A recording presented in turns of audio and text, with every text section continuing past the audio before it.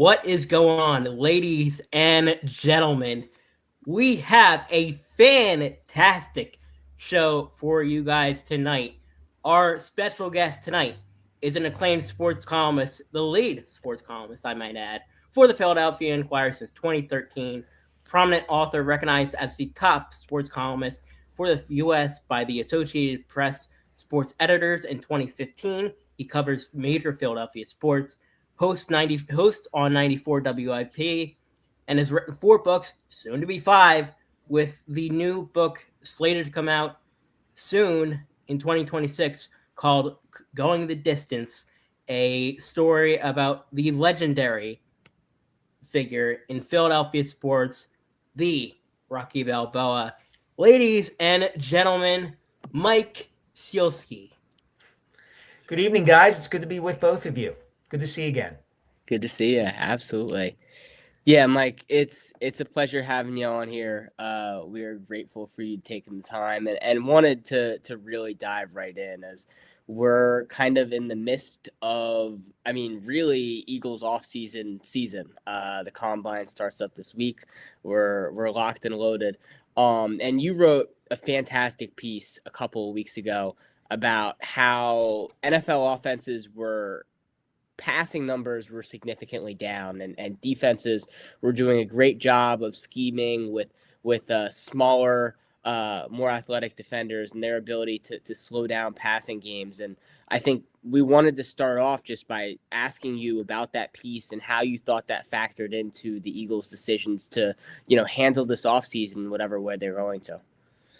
Yeah, well, I think even a casual football fan or a casual Eagles fan could look at the way the team has played over the last few years and could realize that the running game was really kind of the centerpiece of their offense. For all the conversation and debate and discussion we all have about Jalen Hurts and Nick Sirianni, the bottom line is if you go back to 2021, Nick's first year as head coach, when they turned their season around, it was because they were running the ball in the second half of the season so well with several running backs and with Jalen Hurts. In 2022, as much as Hurts had improved as a passer and, the addition of A.J. Brown made such a difference, his legs in the run game and Miles Sanders' solid season in that offensive line was really still, the backbone of that offense.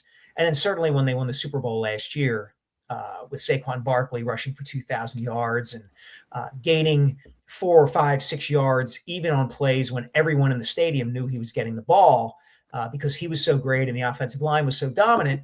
You didn't have to be a football genius to understand what the Eagles were doing.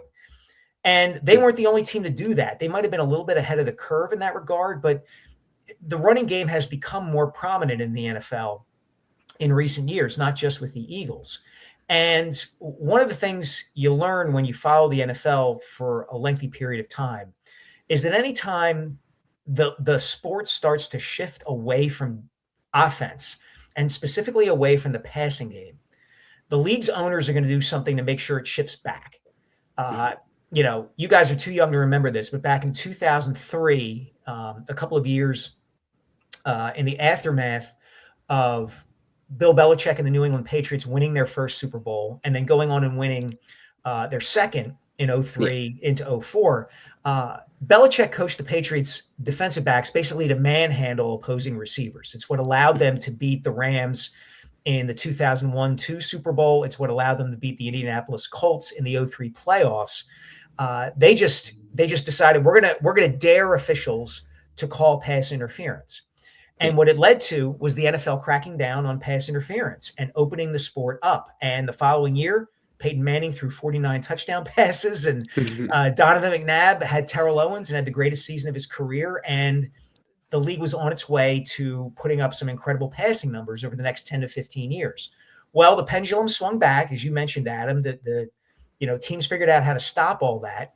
And I think the Eagles are going to have to prepare themselves for a league that starts to open up the passing game again, given what's happened in recent years. So they need to be ready for that. And I think that's part of what you see and why they hired Sean Mannion as their new offensive coordinator, a guy who runs a Shanahan-McVay kind of offense, where running is still a big part of it, but there is, bigger plays and more big plays in the passing game. So I'm really curious to see how this all works out. Yeah, absolutely. And you also spoke on, Mannion in relation to Gruden in another column a couple of weeks ago. Is that something you've seen necessarily in the young offensive coordinator, similarities in terms of, how they operate? We haven't seen much of Sean Mannion so far, but in your kind of reporting around it. Yeah, I don't know that there are necessarily similarities personality-wise or scheme-wise between John Gruden and Sean Mannion. My only point was, don't write off Sean Mannion just because he's a young coach. He's 33. Gruden, when he became the Eagles offensive coordinator, was only 31. And while he had a little bit more experience in the NFL than Mannion does, he was still an unproven commodity. And he was working with an offense and a group of players who didn't have nearly the talent that Sean Mannion presumably is going to have to work with. So my only point was, Eagles fans love the idea of an experienced, wise coordinator. They've seen what's happened over the last couple of years with Vic Fangio and how terrific he's been running the defense. They understand that Nick Sirianni doesn't call plays. They want someone running the offense who they feel like they know. They feel like they know that he knows what he's doing. Mm-hmm. And just because Sean Mannion's 33 and hasn't called plays before doesn't necessarily mean he's going to be bad at this job. Yeah, that's awesome.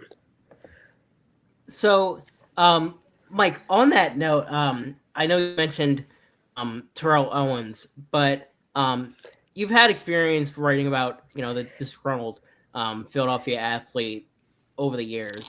What do you think about this whole Bryce Harper situation? Oh, geez, Jess, I thought you were going to go with AJ Brown. well, both. You got to pick your disgruntled athlete in Philadelphia these days. Right. Yeah. Well, let's deal with AJ first, just to keep it on football. I don't doubt that AJ wants to be in a better situation. I think he's probably a little skeptical, just from reading the tea leaves, of whether that situation will be better in Philadelphia or whether it would be better somewhere else. Now, if I were the Eagles, I would not actively be looking to trade A.J. Brown. I think A.J. Brown is a great player. I think the Eagles are better for having him on the team. I think the locker room likes and respects him a lot. And I think the Eagles would be better if he were still lining up at wide receiver for them. My friend Zach Berman at The Athletic and I have talked about this, and we're kind of like minds about this. The problem is AJ may or may not want to be here. And if AJ forces the Eagles' hand and says, you know what, I don't think I'm going to be the best receiver in the NFL. I don't think I'm going to make it to the Pro Football Hall of Fame by continuing to play in Philadelphia in this offense with Saquon Barkley, with Devontae Smith, with Jalen Hurts, with all these options around me. I want to go play somewhere else. Then the Eagles are going to be forced to trade him.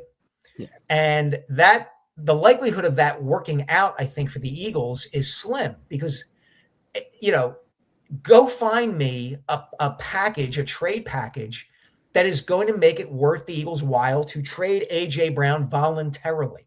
I'm not sure one exists. So if he's, metaphorically speaking, holding a gun to their head, what are the chances that they're going to get back value, even as brilliant a GM as Howie Roseman is, for a player of A.J. Brown's caliber? So I think it's a really complex situation. As far as Harper goes, if you want me to dive in on that, I think all great athletes look for motivation in certain places. And I think Bryce Harper is finding it in what Dave Dombrowski said about him in the aftermath of the season, that he didn't have an elite year, that he's wondering whether Bryce will ever be elite again. I don't know why Dave Dombrowski said it. I can't see into his mind and heart, but whatever his reasons, it certainly looks like it's motivated Harper. I think from the Phillies' perspective, the subtext of this is that, and you have to remember this, guys, generally in baseball, the players hate management. The players like it when the GM speaks out, no matter how accomplished he might be. And Dave Dombrowski's about as accomplished as a GM gets. So remember that last year when Rob Manfred, the commissioner of baseball, walked through the Phillies clubhouse and was talking to some of the players and mentioned the possibility of a work stoppage and a salary cap, Bryce Harper cursed him out. Yeah, I think it's a safe bet the Phillies didn't appreciate that, didn't like that. And so that's kind of the subtext here of this back and forth between Dombrowski and Harper is, Bryce spoke his mind and cursed out the commissioner, and I'm not sure the Phillies cared for that all that much. So maybe some of what Dombrowski is saying is reflective of a little bit of feeling within the Phillies organization about, hey, Bryce, like, you want to talk that way to the commissioner, you better be elite because you weren't elite last year. No, there's a lot to bite off there, Mike. I'll start with the AJ part. You've written a lot about Nick Sirianni as well, and kind of his role within the organization. You wrote a couple weeks ago about kind of his way to be the manager, coach, and not, being some kind of offensive specialist or defensive specialist, and that giving him a way to kind of maybe slither through the cracks of the Eagles organization. But what seems to be possibly one of his jobs is controlling the personalities in this locker room. So how do you view it upon him when a character like AJ Brown necessarily isn't happy with the situation? How do you think that reflects on him, and how do you think that reflects on the Eagles' organizationally view of Sirianni? Well, I'm old enough, guys, to remember when a wide receiver actually did blow up a team that had a chance to win the Super Bowl. Yeah. I was there in 2005 when Terrell Owens did that. And that has not happened here. Yeah, there's a lot of noise around A.J. Brown. And yeah, he brings this controversy on himself in a lot of respects. And yeah, some of it is rampant speculation because, the beast needs to be fed when it comes to news about the NFL.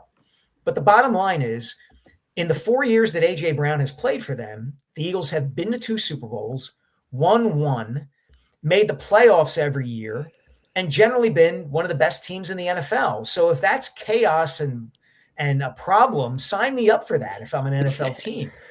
I think some of this gets overblown a little bit. And the component we haven't mentioned yet is the fact that A.J. has been very upfront about his kind of lifelong dealing with mental health issues. He talks about openly about what a sensitive guy he is and how he's contemplated, suicide and things of that nature. And, he's very open about that. And you have to take that into consideration as well, that he's just somebody who wears it emotionally often. And I think the Eagles see it that way. I think this is just going to come down to whether he wants to be here or not. I think that's ultimately what this is. Yeah, that's fantastic. And then back to Bryce. So do you kind of associate Dombrowski, would you say, with kind of like that establishment Major League Baseball that's in this, in this push in the salary cap wars? Do you think that is causing necessarily like a rift there?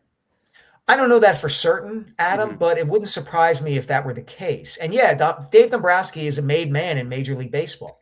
And the Phillies have a tradition of being a franchise that doesn't rock the boat, that goes along with whatever Major League Baseball wants kind of for the good of the game. They've always been that way. And so to have Harper, MF, the commissioner, in the clubhouse, that's not going to fly and not going to go over well amongst, the power people in the organization. And it doesn't get talked about very much, but I have to think that's part of the mix here in terms of whatever is going on between Harper and the Phillies. Look, Harper's got a great relationship with John Middleton. I don't doubt that Bryce Harper wants to be here and remain a Philly his entire career. But superstars can be a lot to handle. All of them can. Michael Jordan was. Tom Brady was. Tim Duncan in his own way was. Kobe Bryant certainly was. These guys are very demanding, and they have high expectations for themselves. They have high expectations for the people around them. And to a certain degree, they all expect to be catered to one way or another. So there's a lot at play here. There just is. It's never just the one thing. Well, I'll get off the Bryce thing in a second. But do you think, Mike, that this speaks to a bigger issue in the Phillies clubhouse? Because we've seen Matt Strom basically get shipped off, for speaking his mind in the Phillies clubhouse. Nick Castellanos, we all know, he brought in a beer to the Marlins clubhouse when they were down in Miami. The dugout. The dugout. Yeah. Do you think that this kind of speaks to a bigger clubhouse vibe issue with the Phillies? I'm not sure about that. I think Castellanos was probably a vibe issue last year based on the reporting that's come out. My former colleague and my friend Matt Gelb from The Athletic did a terrific story kind of going into depth about how disruptive Castellanos really was throughout the season and quite frankly, throughout his career with the Phillies. Strom was a quirky guy who's, he's been a good reliever for them, but he's also aging. So, I'm sure his comments were part of the reason he got moved, but maybe not entirely the reason he got moved. My clubhouse issue with the Phillies is I would like them, and I've liked them for a long time, to get somebody who loosens them up. That's my issue with the clubhouse. It's, Kyle Schwarber, by all accounts, is a great guy. Harper has been very accessible and very good to deal with, and, a stand-up guy while he's been here. Trey Turner's pretty quiet. Alec Bohm, when he's not throwing a tantrum because he made an out during the game, is a good kid. That's not the issue. The issue is that come October, these guys start squeezing their bats until they're sawdust because they want to win so badly. And I think that for a long time, they've needed a guy or guys who treated a game in October or late September the same way he treated a game in late May, in the best way possible, where, he just kind of walks into the clubhouse like, hey guys, like just another day in paradise and don't worry about it. We got this. We're better than this. A little bit of like loose swagger, the kind of thing that Jimmy Rollins brought to the Phillies back in 06, 07, 08, those teams. Jimmy just kept those guys loose and confident. You want to hit the right mark between relaxation and confidence. And I think that's kind of what they're missing. And I'm not sure they have it. Yeah, that's fantastic. Mike, before we let you go, you have your book coming out in November, Going the Distance, Stallone, Philly, and the Story of Rocky. Just wanted to hear a little bit from you about, your process going through and collecting information on a story that's really meant so much to the city of Philadelphia over time. Had so much fun researching this book, guys. I traded emails with Sylvester Stallone, and those will be in the book, and I think people might be a little surprised by them. Really? Yeah, but I got to talk to Irwin Winkler, who is 94 years old and was one of the men who produced the movie. I talked to Bill Conti, the composer, who wrote Gonna Fly Now and Going the Distance and all the music for the movie. I got to travel out to LA and Nashville, Tennessee to do some interviews. It was a ton of fun. And the book gets into the way that Stallone conceived of the movie, his upbringing in Philadelphia. It puts the movie into context. What was Philadelphia like in 1975 and 1976 when the movie's getting made and it's about to come out? What did they do to make the movie? They only filmed in Philadelphia for 5 days. Yeah. And it's really hilarious and kind of crazy what they did to film the movie in Philly. So there's a lot of great stories like that. I bust some myths about the movie. There's been a lot said about the movie and about Stallone and some of the people in the movie over the years. Some myths that some of which I verify, some of which I kind of shoot down and give the true story about. But it was a ton of fun to write, and I'm really looking forward to come out because I think anybody who is familiar with, loves, or cares about Philadelphia, the culture here, the movie itself, will want to pick up this book. Yeah. Before you head, can you give us a favorite one? A favorite anecdote, you mean? Favorite Rocky movie. Oh, favorite Rocky. Oh, the original's great. But the last 25 minutes of Rocky 2, from the time that Adrian wakes up until the end, is a rocket ride. And it is so good. It's so good that often people think that that's part of the first movie, even though it's not. And I'll tell you guys, when I watched the original Rocky, I had to have watched all or parts of it 100 times in the course of writing this book. Yeah. And I still, every single time I watch it, I well up at the end. I well up when he gets knocked down by Apollo and gets back on his feet again. And I can well up during the run up the steps. And Carl Weathers is so amazing in that movie. He's so perfect as Apollo Creed, as the smartest, savviest character in the whole movie, who makes this whole thing, this miracle happen. It's really a wonderful piece of pop culture, and it's still effective almost 50 years later. Well, Absolutely. Mike, I hate to be the bearer of bad news. You may have just spoiled some key Rocky moments for me. I'm probably the one Philadelphia sports host, media host, that has not seen a single shred of Rocky content. We're I fixing know that this weekend. Jesse, I know. Jesse, I don't know who you are anymore. I know. I know. Yep. It's awful. It is Yep. absolutely Listen, man. awful. We're fixing Listen, it. I live in Doylestown, okay, Yeah. about 45 minutes north of Philly. Yeah. They showed there's a tiny arts theater in Doylestown called the County Theater. I know exactly where that is. I'm 5 minutes from there. Okay. They showed Rocky last summer, and I took my sons, who at the time were 13 and 10, to see it. The theater was packed. When Stallone ran up the art museum steps, people started applauding, and my kids were totally into it. You have to watch this movie. You have I to. know. Yes. Yeah. Mike, one more question. It's okay. Yeah, I got time. I'll let you go.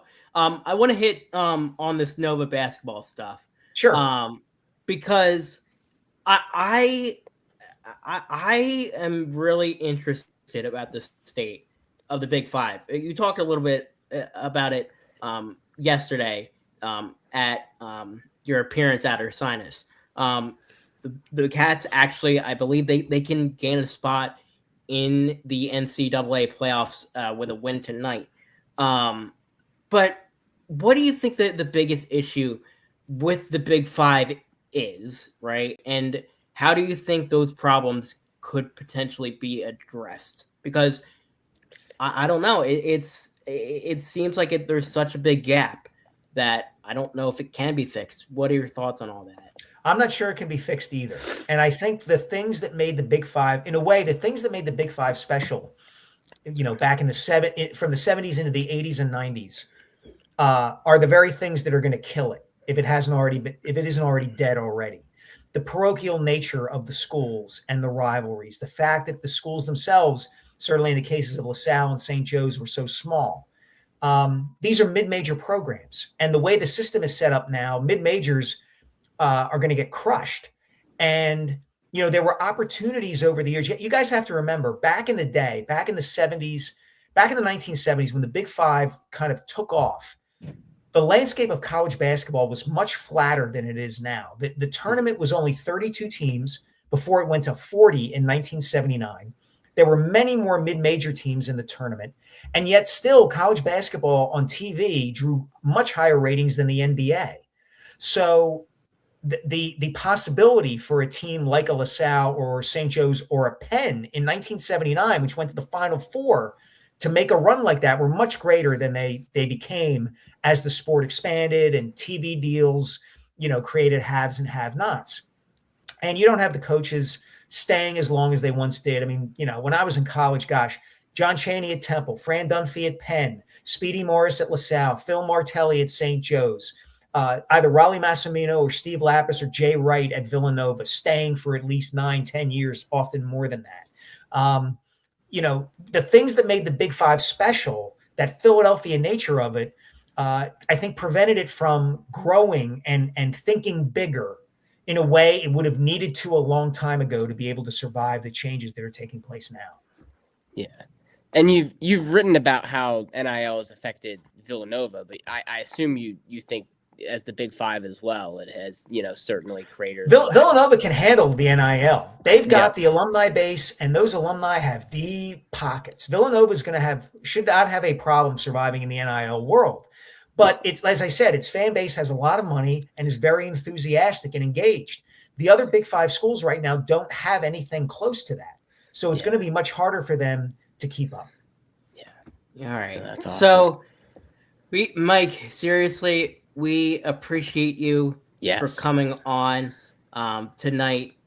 His new book is coming out in January of 26, I believe. November 26. November 26. It's called Going the Distance. It is I'm sure it's going to be a fantastic read. Mike has written, 5 of these. So 4 or 5 of these by now. So he's a veteran, and we appreciate him so very, very, very much for coming on tonight. You. Yes, absolutely. It was my pleasure, guys. It was great to meet you yesterday. I had a blast having lunch with you and getting a chance to talk at Ursinus. And this was fun as well. So thanks for having me on. I really appreciate it. Keep up the great work. Thank you. Yeah, awesome. No problem. All righty, folks. That's going to wrap things up for Philly Sports Pulse live on Through Two Birds. God bless and go Birds.